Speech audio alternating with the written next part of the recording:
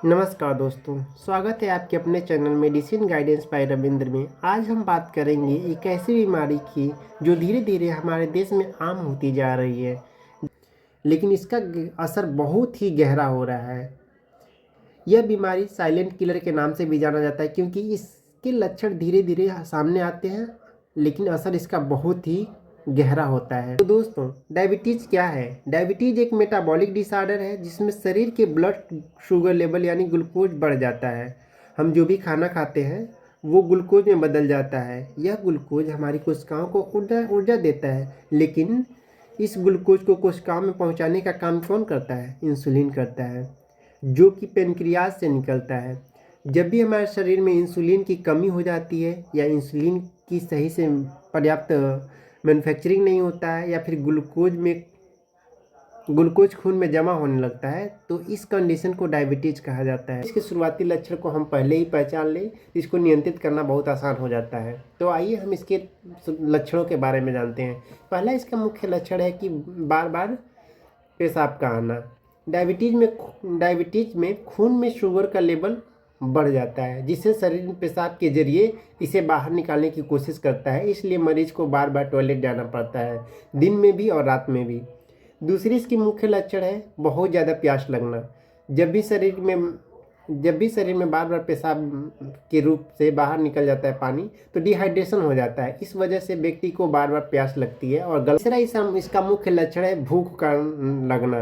Diabetes में glucose कोशिकाओं तक नहीं पहुंच पाता है, जिससे शरीर को ऊर्जा नहीं मिल पाती है। इसीलिए व्यक्ति को हर समय भूख महसूस होता है, भले ही वो अभी अभी खाना खा कर आया हो।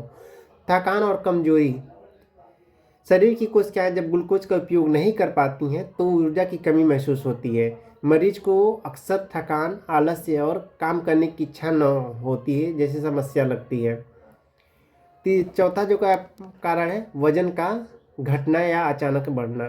कई बार बिना वजह के वजन कम होने लगता है यह खास करके टाइप 1 डायबिटीज़ में होता है। वही कुछ लोगों में इंसुलिन रेजिडेंस की वजह से वजन बढ़ जाती है।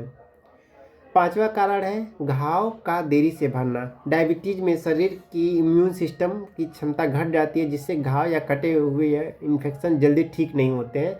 अगर पैर या पैरों की उंगलियों में घाव देर से भर रहे हो तो ये गंभीर हो सकते हैं। छठवां कारण आपका है धुंधला दिखाई देना। शुगर बढ़ने से आँखों की छोटी रक्तनलिकाओं में सूजन आ जाती है, जिससे दृष्टि धुंध हो जाती है।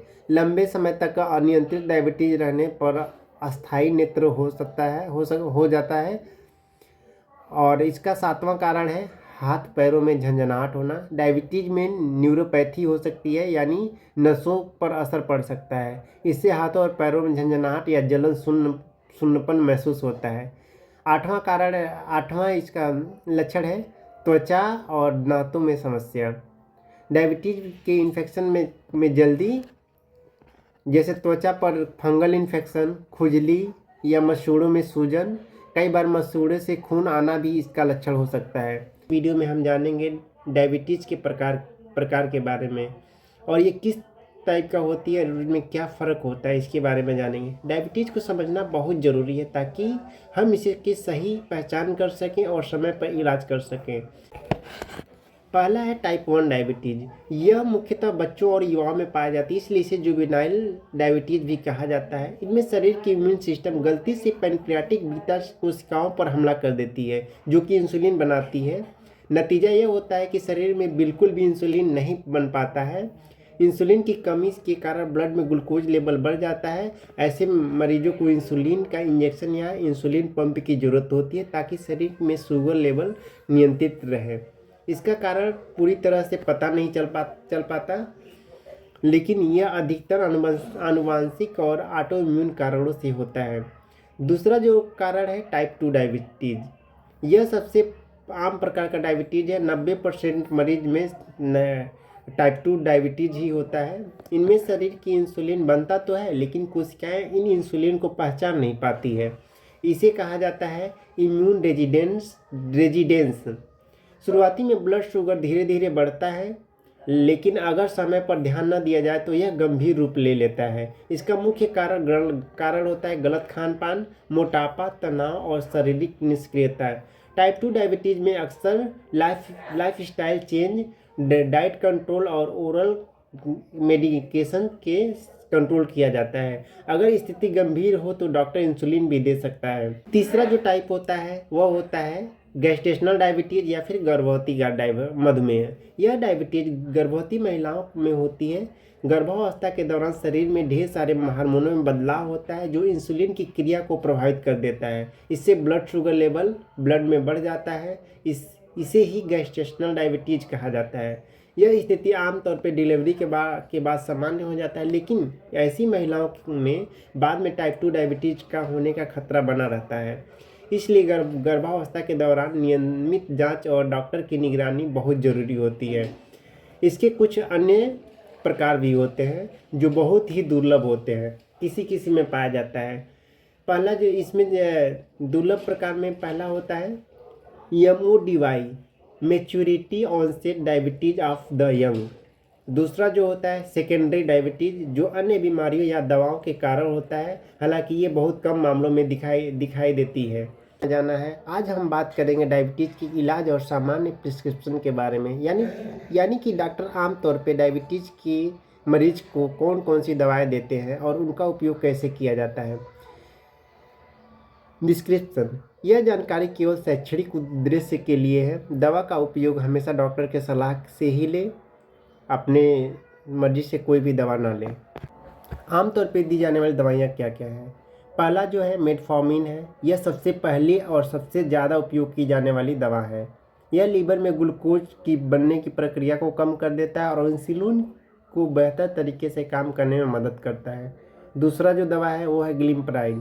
ये दवाई पैनक्रियाज को ज़्यादा इंसुलिन बनाने के लिए उत्तेजित करता है, लेकिन ध्यान रखें कभी कभी इससे ब्लड शुगर बहुत नीचे भी हो सकता है। जब इंसुलिन ज़्यादा बन जाएगा तो ग्लूकोज का पाचन हो जाएगा और ग्लूकोज लेवल ब्लड में कम हो जाएगा। तीसरा जो है DPP-4 इन्हिबिटर, यह नई पीढ़ी की दवाई है जो शरीर में इंसुलिन रिलीज को बढ़ाती है।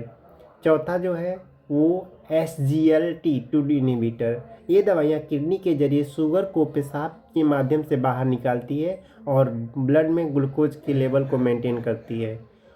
अब हम बात करेंगे टाइप 1 डायबिटीज़ या अनकंट्रोल्ड केसेस में। जब केसेस अनकंट्रोल्ड होती हैं तो इंसुलिन थेरेपी दिया जाता है। जब शरीर खुद इंसुलिन नहीं बना पाता है या फिर दवाइयों से नियंत्रित नहीं होता है तो डॉक्टर इंसुलिन इंजेक्शन की सलाह देते हैं।